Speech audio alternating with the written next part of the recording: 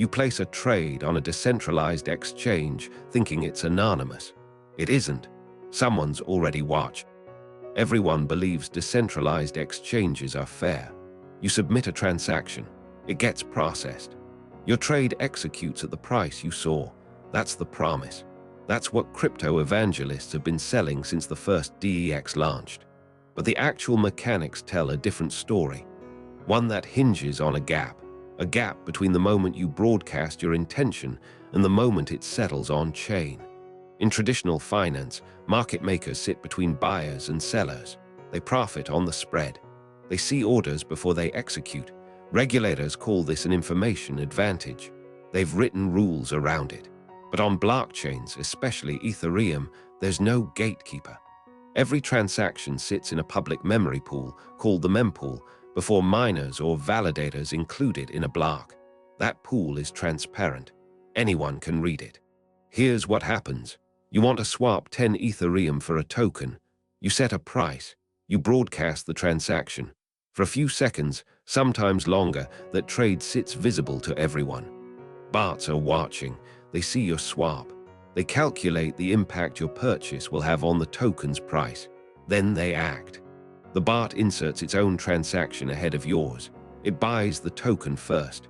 Your order executes second at a worse price because the token just got more expensive.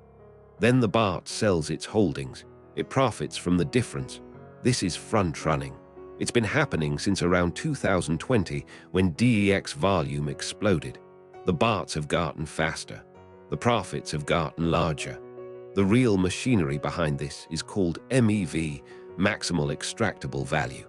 That's the profit a miner or validator can make by reordering, inserting, or excluding transactions. It's not a bug.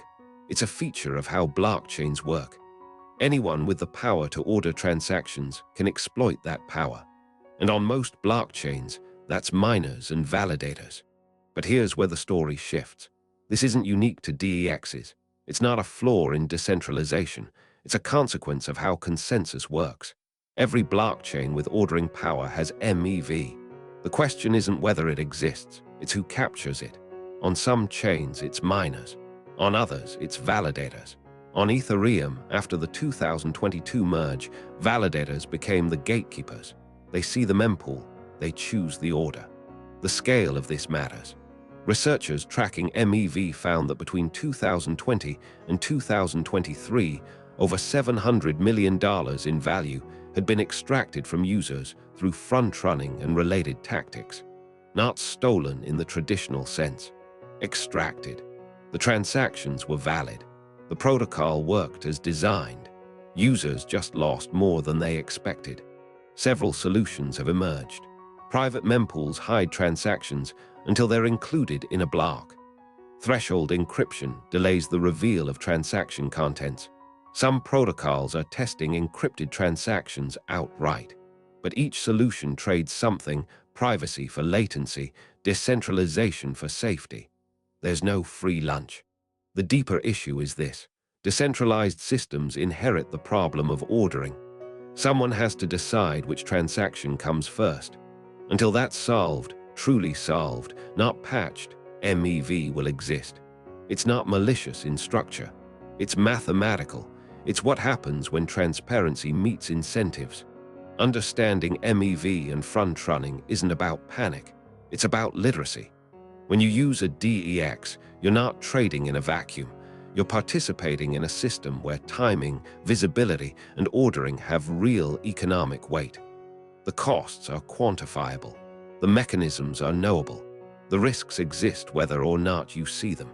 This video is for educational and informational purposes only and is not financial advice. Always do your own research. If you're tracking the technical underbelly of blockchain systems, the real architecture behind the promises, subscribe. There's a new mechanism to understand every week. Subscribe button appears.